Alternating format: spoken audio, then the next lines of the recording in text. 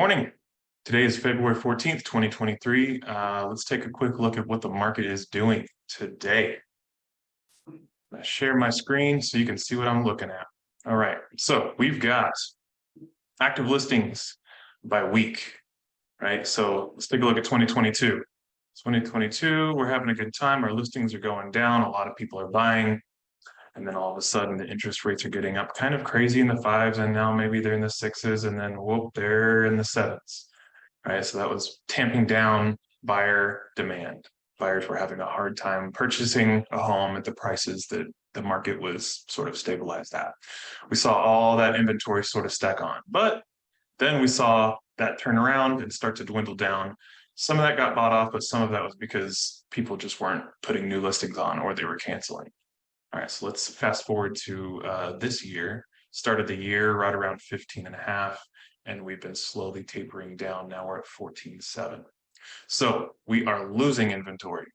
That is water in the bathtub that is draining out and not being refilled. So the level of inventory is reducing. A big part of that is, guess what? It's demand. Here, listings under contract. So right at the beginning of this year, we were right around 5,200, and that has steadily climbed up as we have gone, landing currently at 8,362. Now that seems a little bit high, but I guess not really compared to the last couple of years. Let's add 2020 on there. What were they at? Oh yeah, that was up. 2019. 2019 is more like a normal year. 2019 is in this kind of yellowish green, and we're not too far behind the demand that we were seeing in 2019 before anybody knew what coronavirus was. Next, we've got listings canceled per week. So blue line is last year. We're trucking along. Everyone's having a good time. Ooh, houses are not selling. People are dropping their prices. You know what? Never mind. I'm not going to sell my house. I'm canceling my listing. Change my mind. That's all these people, 600 a week. Then that started to dwindle. People just simply weren't listing their homes. They wanted to chill out for the weekend, or I'm sorry, the holiday, which is kind of like the weekend for the year, right? Then starting off this year in this yellow line, we saw a pretty significant drop. Now we're down to 156 in week 5 this year of canceled listings. It's people that decided, never mind, I'm not going to sell my house. I'm no longer going to have it up for sale. I think that is kind of one of the contributions that's keeping us from seeing this number just take a total dive, is that the canceled listings have reduced a little bit, just because this is spiking up so hard. It needs some other characteristic that would keep us from making this inventory number drop. All right, so now we've got percent of closings with seller paid concessions. Boy, if you were buying a house in April of 2021, around there, you were having a hard time getting the sellers to give you anything. They were happy to take whatever highest and best, and that usually meant more than what they're asking for. No concessions, no inspections. They'll buy you dinner. They're going to throw in a car.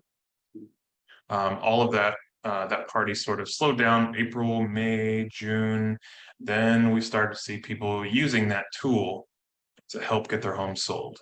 So now, instead of doing a massive drop in purchase price, they were doing seller paid concessions. Now it gets a little bit murky. Sometimes seller paid concessions is going to go toward their closing costs. Other times it's going to help them buy their rate down so that their monthly payment is, instead of at 7.25%, it's 6.25% or 5.25%. That's their interest rate for the first couple of years, or whatever the case is. So that money, it's tough to tell exactly what it was being used for, but that was a super popular way to get people to into a home and still be able to afford it. So those are back. I would expect to see those as well. So if you're selling, regardless of what that purchase price is, we can look around in the neighborhood and see what people are, what sellers are giving up as far as seller concessions to help buyers buy that home. The only real metric that I usually watch that is forward-looking is the Cromford Market Index. It compiles a bunch of different data points to sort of predict the trajectory that we are on as far as market health. As of now, so let's look at history, right? Let's see where we were. 2022, we're feeling good. We saw in February and March that sort of dipped down. We noticed that, right? We weren't sure if it was going to turn. It slowed back up. It sure didn't, because the rates didn't. they swooped down and we got all the way down to below 100. Once you hit below 100, that's an imbalance on the buyer's side, in the buyer's favor. So that means buyers were having a better time getting homes under contract, having choice, negotiating, and all that good stuff for about 4 or 5 weeks here. That was a good time. So that party ended pretty much at the start of the year. We got to 102. 102 means we're going more toward seller favor. Now, this number has accelerated by about 4 points per week until week 5 and week 6. Now it's accelerating by 3 points. So as you can see, there's a sort of a trend on all the rest of these. You see them spike up in the spring and then they sort of settle down, and then we have our summer that's a little bit quiet, and then we get back into some buying season. But also the last few years were totally jacked up and don't really represent much of anything. Whoa, look at that flat line in 2019. That's some predictable stuff right there.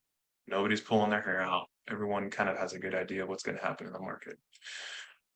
So one thing to watch is this Cromford report, the Cromford Market Index. Keep an eye on it. Obviously, another thing to keep an eye on is the mortgage rates. Mortgage rates are going to be one of the biggest tells of where the market's going, right? So we have all this financial nonsense stuff that everyone knows and is watching and hears in the news, or maybe you just turn off your news because you're smart and you don't want to, mess up your life with it.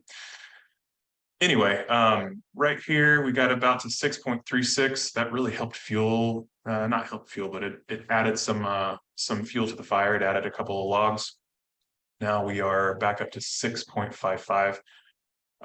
Not terrible, also not great. So that's kind of where some of the uncertainty comes from. So if we go back up into the first 6s, into the 7s, obviously, if we are hoping to see some stabilization, so we really just know what to expect, it's probably going to go away. That's the volatility of the mortgage market. It's a big indicator of what we're going to be dealing with throughout the year. So all these things are on watch. We'll be updating, pretty regularly with videos, and I've got a report that I share, email. If you haven't gotten that, shoot me a note, shoot me a message, and I'll get you on that email list. Okay, well, we're watching. See you later.